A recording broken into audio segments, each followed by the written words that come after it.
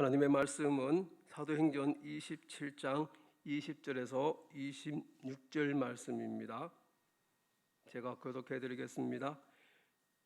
여러 날 동안 해도 별도 보이지 아니하고 큰 풍랑이 그대로 있음에 구원의 여망마저 없어졌더라.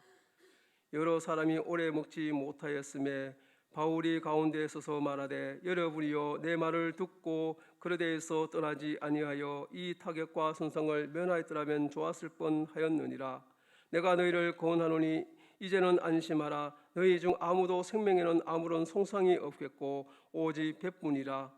내가 속한 바 내가 섬기는 하나님의 사자가 어젯밤에 내 곁에 서서 말하되, 바울아 두려워하지 말라. 내가 가이사 앞에 서야 하겠고 또 하나님께서 너와 함께 항해하는 자를 다 내게 주셨다 하였으니, 그러므로 여러분이여 안심하라. 나는 내게 말씀하신 그대로 되리라고 하나님을 믿노라. 그런즉 우리가 반드시 한 섬에 걸리리라 하더라. 아멘.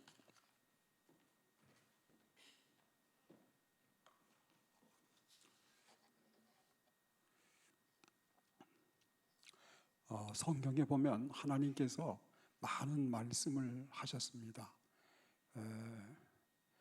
특별히 기뻐하라라는 말씀 많이 하셨죠. 기뻐하라는 말씀보다 더 많이 말씀하신 내용은 사랑하라는 말씀을 참 많이 하셨습니다. 그런데 사랑하라 하는 말씀보다 더 많이 말씀한 내용이 뭔지 아세요? 성경에 가장 많이 나오는 말씀 중에 하나, 그게 뭔지 아세요? 그게 본문 24절에 나오고 있습니다. 24절을 다 같이 한번 읽어보겠습니다. 바울아 두려워하지 말라. 내가 가이사 앞에 서야 하겠고. 거기까지 보겠습니다. 두려워하지 말라. 하나님이 가장 많이 말씀하신 내용 중에 하나가 두려워하지 말라고요. 사랑하라는 말씀보다 더 많이 나오는 말씀이 두려워하지 말라. 두려워하지 말라. 이게 성경에 몇 번 나오냐면 365번인 줄 알았더니 366번 나오더라고요. 성경에. 그 366번 두려워하지 말라, 두려워하지 말라, 두려워하지 말라 계속 반복해서 말씀하셨습니다. 그래서 1년이 365일인데 366번 했다. 한 번 더 많이. 그것은 왜냐하면 이게 4년마다 윤달이 있어가지고 윤달이 있는 해는 366일이거든요. 1년이. 그래서 366번 하나님께서 두려워 말라 이렇게 말씀하신 것이 아니겠나 추측입니다. 그래서 이 두려워하지 말라는 이 성경 말씀을 매일 하루 한 번씩 1년 동안 매일매일 할 수가 있는 것입니다. 하나님은 매일 우리에게 말씀하시기를 두려워하지 말라 하시는 거예요. 자고 일어나면 두려워하지 말라. 또 자고 일어나면 두려워하지 말라. 1년 내 매일매일 하루도 거르지 않고 두려워하지 말라고 우리에게 매일매일 말씀하시는 하나님이신 것을 우리가 알 수가 있습니다. 하나님께서 성경에 보게 되면은 하나님의 성도들에게 두려워하지 말라는 말씀을 꼭 하셨어요. 아브라함에게도 두려워하지 말라. 또 그 아들 이삭에게도 두려워하지 말라. 그 아들 야곱에게도 두려워하지 말라. 오늘 본문 사도 바울에게도 두려워하지 말라. 그렇게 말씀하셨습니다. 오늘 예배드리러 오신 여러분들에게도 하나님이 하시는 말씀 중에 하나가 있다면 두려워하지 말라 하는 말씀일 줄로 믿습니다. 그러면 왜 하나님은 이렇게 두려워하지 말라는 말씀을 강조해서 366번이나 우리에게 하셨을까?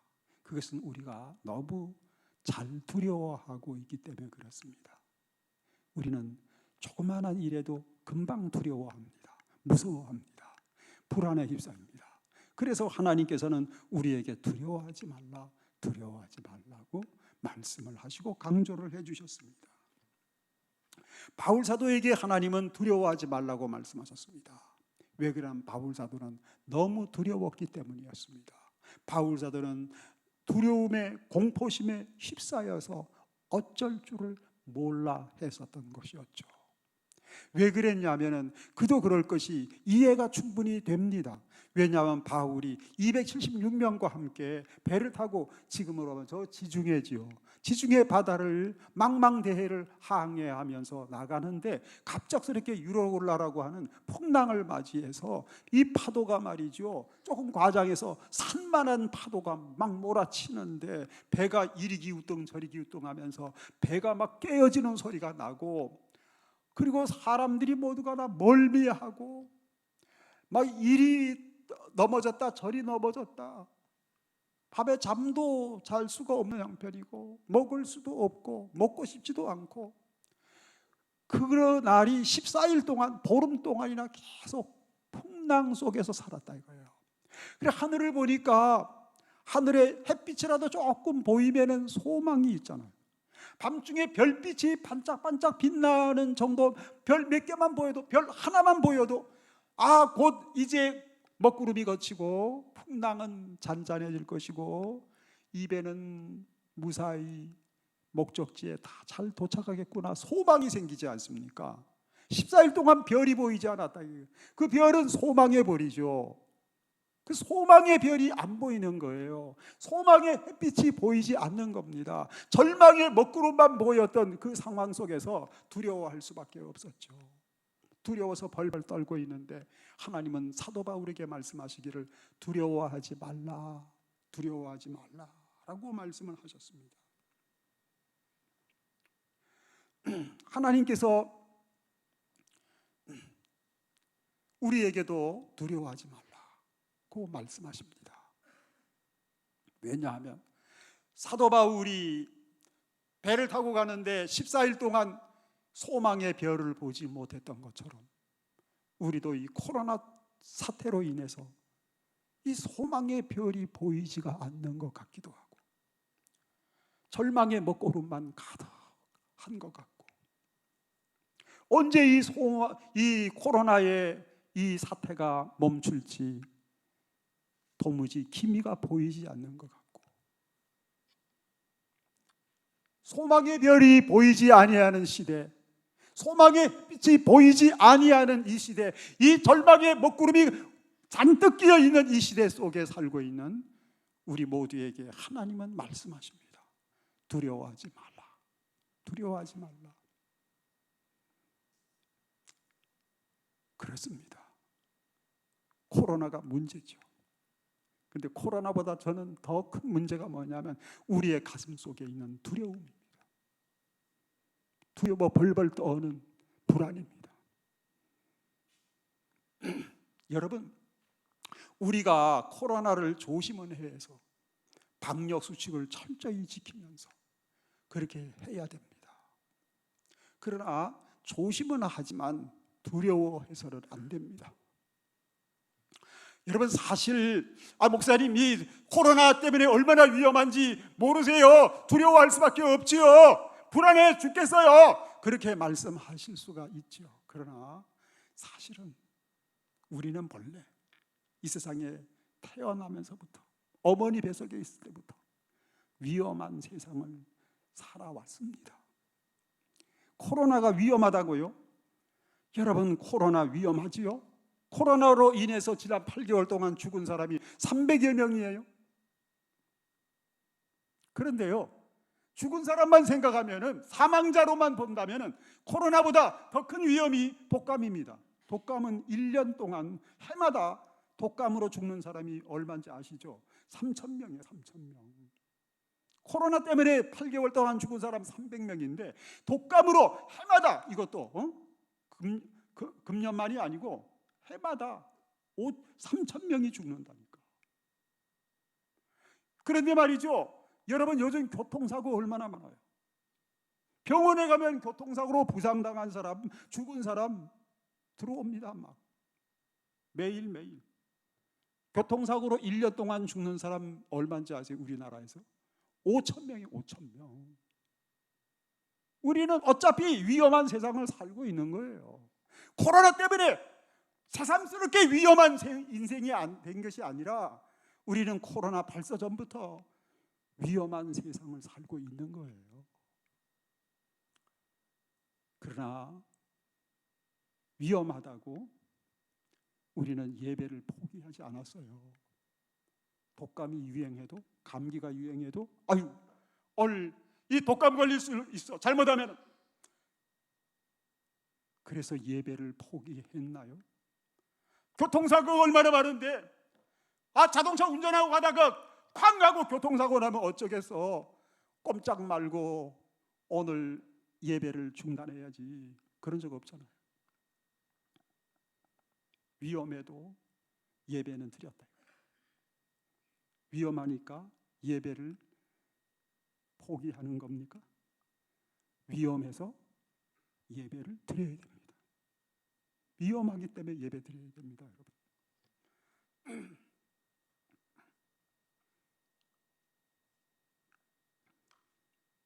두려워하지 말아야 됩니다. 전 세계에서 이 코로나 감염돼 가지고 완치된 사람이 얼마인지 보니까 1,700여만 명이더라고요. 1,700여만 명이 코로나에 감염됐지만 완치돼 가지고 건강하게 생활하고 있습니다. 두려워하지 마세요. 조심은 해야 됩니다. 방역수칙 잘 지키면서. 그러나 두려워하지 마세요. 두려워하면은 우리는 소중한 것을 잃어버립니다.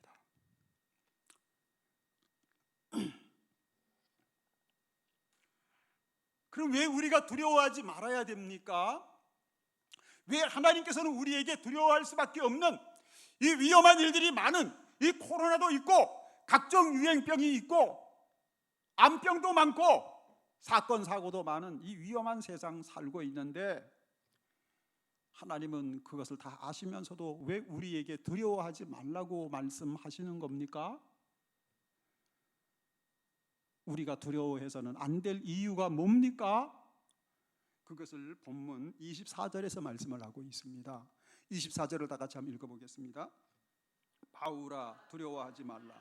내가 가이사 앞에 서야 하겠고 또 하나님께서 너와 함께 항해하는 자를 다 내게 주셨다 하였습니다. 바울아, 두려워하지 말라. 이유가 뭐예요? 너는 가이사 앞에 서야 돼. 그거예요. 가이사 앞에 서야 할 일이 있는 거예요. 가이사 앞에 서야 할 사명이 있어요. 그 사명이 남아있는데 그 사명을 완수하기까지 너는 죽을 수가 없는 거야. 이 풍랑으로 인해서 너 죽으면 안 돼. 내가 보호해 줄 것이야. 그 말씀이에요. 여러분, 드라마 보시죠. 드라마를 보면 참 재밌어요. 근데 저는 어떤 때는 이 생각이 들어요. 드라마 중간에 이 죽는 역할하는 그 배우가 있잖아요. 그죠?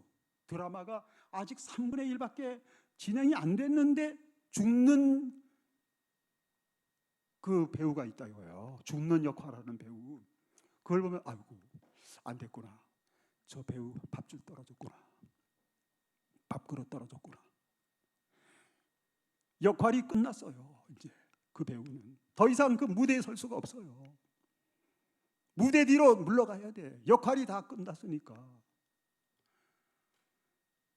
여러분, 우리 인생의 감독 되시는 하나님께서는 인생이라고 하는 무대에 우리를 세워 놓으셨습니다. 언제까지 세우셔요? 내게 주신 역할이 끝날 때까지.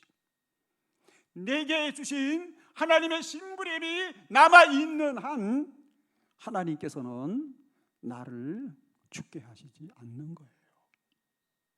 하나님이 주신 심부름이 있으니까, 하나님이 맡겨주신 사명이 있으니까, 그 사명을 감당하도록 하기 위해서 하나님은 우리를 죽음의 권세로부터 지켜주시는 겁니다. 여러분들, 바울 사도가 14일 동안 엄청난 풍랑 속에서 살 길이 막막했던 그 상황 속에서 바울 사도 안 죽었잖아요. 왜 안 죽었습니까? 하나님이 지켜주셨으니까. 하나님 왜 지켜주셨나요? 하나님은 그에게 주신 사명이 있으니까. 가이사 앞에 서야 할 사명, 가이사 앞에 서서 복음 전할 사명, 가이사 앞에 서서 하나님의 살아계심을 증거해야 될 사명, 가이사 앞에 서서 감당해야 될 할 일이 남아있는 거예요. 가이사 앞에 서서 주의 이름으로 사랑을 줄 사명이 있어요. 축복을 줘야 할 사명이 있어요. 그 사명이 있어요.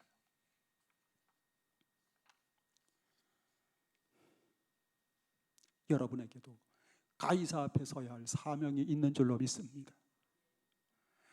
여러분이 가서 만나서 그래서 만나야 할 가이사가 있습니다. 여러분에게도 아직까지 내가 한 번도 예수 믿고 구원받으세요 복음 전하지 못했던 친인척들, 이웃 사람들이 가이사예요. 아직까지 내가 예수 그리스도의 이름으로 사랑 한 번 변변해 주지 못했던 형제가 있다면 그 사람이 나의 가이사예요. 아직까지 내가 주의 이름으로 섬겨주고 봉사해주지 못했던 그런 형제가 있다면 그 사람이 나의 가이사인 것입니다. 우리는 그 가이사 앞에 서야 할 사명이 있습니다. 그 가이사 앞에서 감당할 사명이 있는 것입니다. 우리는 가이사 앞에 서야 할 사명이 있어요. 하나님 앞에 서서 예배할 사명이 있어요. 기도할 사명이 있어요. 그 사명이 남아 있습니다. 사명자는 안 죽는다. 사명자는 코로나의 위험 속에서도 하나님이 지켜주신다 하는 것입니다.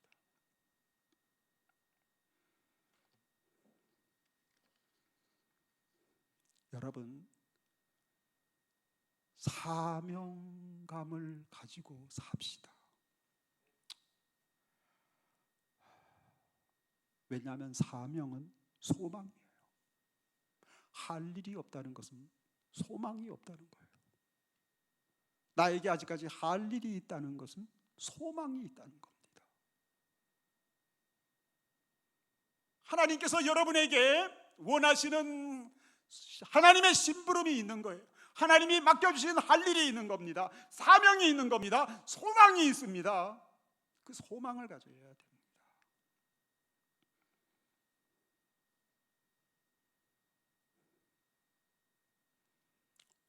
여러분, 내가 다른 사람을 잘 살게 해주는 사명, 나 때문에 행복하게 교회 생활 하게 만들어주는 사명, 나 때문에 저 사람이 예수 믿고 구원받고 교회 나와서 행복하게 교회 생활하며 행복하게 주를 섬기며 행복하게 교회를 섬기게 만들어주는 사명, 그 사명, 그 소망. 바울 한 사람 때문에 배 안에 있었던 276명이 구원받는 축복을 받았어요. 바울 사도 한 사람 때문에. 바울 사도가 없었으면 276명 다 그 풍랑으로 죽었어. 그 한 사람 보고 하나님께서 276명을 구원해 주시는 축복을 안겨주셨어요. 여러분, 나 한 사람 때문에 내 가정이 잘되게 하는 그 소망이 있는 것입니다. 나 한 사람 때문에 내 교회가 잘되는 소망이 있습니다. 나 한 사람 때문에 내 나라 잘되는 소망이 있습니다. 하나님은 나 한 사람을 보고 수많은 사람들이 영육 안에 잘되게 하시기를 원하세요. 내 한 사람이 축복의 도구가 되기를 원하세요. 아브라함에게 말씀하셨죠. 너로 말미암아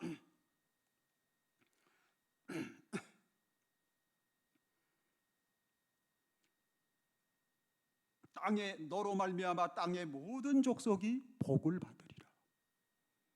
너 한 사람으로 말미암아 땅의 모든 족속이 축복을 받으리라. 너는 축복의 도구다. 축복의 통로다. 이거예요. 내가 축복의 통로가 되는 사명, 내가 축복의 도구가 되는 그 소망을 가지시기를 주의 이름으로 축원합니다. 그런데요, 우리가 정말 이 소망의 별이 보이지 않고 깜깜한 절망의 먹구름만 보게 됐을 때 우리는 그 가운데서도 사명을 갖고 소망을 봐야 됩니다. 그 사명의 별을 보고 소망의 별을 봐야 되겠습니다. 근데 그거를 어떻게 볼 수가 있냐? 이 깜깜한 세상 속에서 하나님이 내게 맡겨주신 그 사명, 그걸 어떻게 내가 찾을 수 있느냐? 내가 그 소망을 어떻게 가슴 가득히 품고 살 수가 있겠느냐? 비결이 뭐냐? 그 비결이요, 본문 23절이 말씀을 하고 있습니다. 23절을 다 같이 한번 읽어보겠습니다. 23절입니다. 내가 속한 바 곧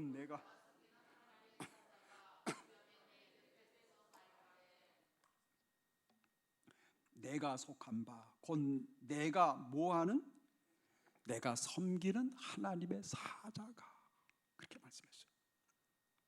내가 섬기는 하나님의 사자가 어젯밤에 내 곁에 서서 나에게 말씀하시기를 바울아 두려워하지 말라. 너는 가이사 앞에 서야 하겠고 너와 함께 항해하는 자를 다 너에게 주셨느니라. 이렇게 말씀했습니다. 너가 섬기는 하나님의 사자라 그랬어요. 여기 섬기는 게 뭘 말하냐면 예배를 말합니다. 예배. 이게 원문상 예배한다는 의미를 가지고 있어요. 섬긴다는 게. 너가 평소에 예배하는 그 하나님께서 내 곁에 서 주셔서 말씀하시기를 바울아 두려워하지 말라. 너는 가이사 앞에 서야 할 사명이 있다. 가이사 앞에 서야 할 소망이 있다. 내가 너와 함께 있는 276명 다 살려주는 축복을 너로 말미암아 안겨주겠다 말씀하셨습니다. 여러분, 예배할 때 하나님은 소망을 보게 하십니다. 예배할 때 하나님은 사명을 찾게 만들어 주십니다. 예배할 때 우리는 절망의 사람이 아니라 사명의 사람이 되는 것입니다. 예배하는 순간에 우리는 절망의 사람이 아니라 소망의 사람으로 살 수가 있게 되는 겁니다. 이런 축복이 예배 중에 일어나게 되는 겁니다. 왜 예배 중에 그렇게 일어납니까? 예배는 하나님을 바라보는 것이니까. 예배는 하나님을 바라보는 것이니까. 여러분, 세상을 쳐다보게 되면 절망의 사람이 됩니다. 하나님을 바라보게 되면 소망의 사람이 됩니다. 여러분, 예배로 하나님을 바라보시는 그런 은혜가 있으시기를 주의 이름으로 축원합니다. 여러분, 코로나의 정답이 뭘까? 이 코로나라고 하는 말이 라틴 말로 알려져 있는데 이 코로나가 왕관이라는 의미를 가지고 있어요. 왕관. 이건 제 해석인데 이거는 사실이고 그 사실에 대한 제 개인 해석은 이래요. 왜 이 코로나를, 이 바이러스를 코로나라고 지었을까? 왕관이라는 이름으로 지었을까? 그것은 코로나의 정답이 왕관을 쓰신 왕의 왕이신 예수 그리스도께 있기 때문이다. 이렇게 저는 해석을 합니다. 생각해 보세요. 코로나의 정답이 백신에 있겠습니까? 아닙니다. 코로나의 문제가 뭡니까? 코로나의 문제는 그저 기침 몇 번 하고 끝나는 겁니까? 그저 고열하다가 좀 아프다가 고생하다가 그냥 그걸로 다 끝나는 겁니까? 아니잖아요. 코로나의 문제는 죽는 거예요. 그렇잖아요. 죽지만 않는다면 코로나 두려워할 이유가 없지.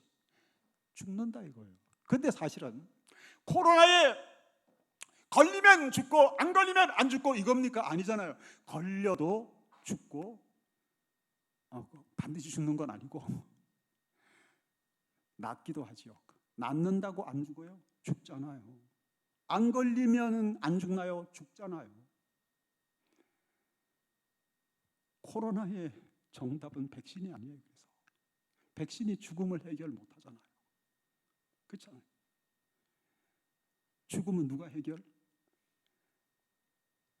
십자가 보혈로 우리의 죄를 용서하시고 사흘 만에 죽음의 권세 이기시고 부활하셔서 부활이여 생명 되셔서 죽어도 영원히 살게 만들어 주시는 왕이신 예수 그리스도가 바로 코로나의 정답이십니다. 예수 그리스도. 세상에서는 너희가 환난을 당하나 담대하라, 내가 세상을 이겼노라. 그 세상은 죄를 의미하기도 하고 마귀를 의미하기도 하고 죽음의 권세도 의미합니다. 주님은 다 이기신 승리자이십니다. 그래서 예수님만이 코로나의 정답이세요. 코로나가 왔으니까 예배를 포기함이 아니라 코로나가 왔기 때문에 예배를 드려야 된다. 코로나가 왔기 때문에 예배의 주인공 되시는 우리 주님을 바라봐야 된다. 우리 주님께 주목해야 된다. 우리 주님을 경외해야 된다. 우리 주님을 예배하고 찬양해야 된다. 그때 우리는 두려움 많은 이 세상 속에서 두려움을 이기고 소망의 별을 보고 사명감을 가지고 사명자로 살 수가 있습니다. 두려워하지 말라. 너는 가이사 앞에 서야 된다. 나에게는, 여러분에게는 가이사 앞에 서야 할 사명이 있습니다. 그 사명감을 가지고 그 소망을 가지고 두려움을 떨쳐버리고 믿음으로 이기시고 승리하시기를 주의 이름으로 축원합니다. 우리 기도드리겠습니다. 거룩하신 하나님 아버지, 주님의 은혜와 사랑을 감사드립니다. 하나님, 코로나로 인해서 하나님 정상적인 생활이 무너지고 정상적인 교회 생활이 어려워지고 있습니다. 하나님, 그러나 우리는 이 코로나 때문에 두려워하는 사람이기보다 이 코로나를 보면서 인생의 키는 내게 있는 것이 아니라 하나님께 인생의 키가 있음을 깨닫게 해 주시옵소서. 그래서 인생의 모든 생사화복을 주관하시는 우리 주 예수 그리스도께 더 주목하며 살게 해 주시옵소서. 오늘도 하나님 앞에 예물을 드렸습니다. 11조 드렸습니다.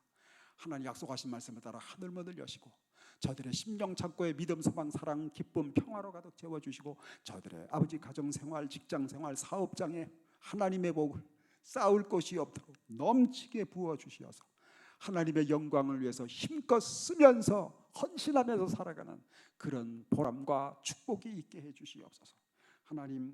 하나님께 감사의 예물 드립니다. 드리며 기도하는 내용들 다 이루어 주시고 감사의 제목과 감사의 간증거리가 더욱 날로 풍성해지는 저들의 삶이 되게 해 주시옵소서. 하나님 앞에 건축헌금 또 전도 선교 헌금을 드렸습니다. 하나님께서 기억해 주시고 하나님께서 축복해 주시고 필요한 것을 풍성하게 공급해 주셔서 부족함이 없게 하시고 모자람이 없게 하시고 빚지는 일이 없게 하시고 하나님 시험에 드는 일이 없게 하시고 하나님 수많은 사람들에게 주의 이름으로 나눠주고 베풀며 하나님께 영광을 돌려드리는 풍성한 저들의 삶이 되게 해 주시옵소서. 이 모든 예물을 주께 봉헌드리며 감사드리며 예수 그리스도의 이름으로 기도드리옵나이다.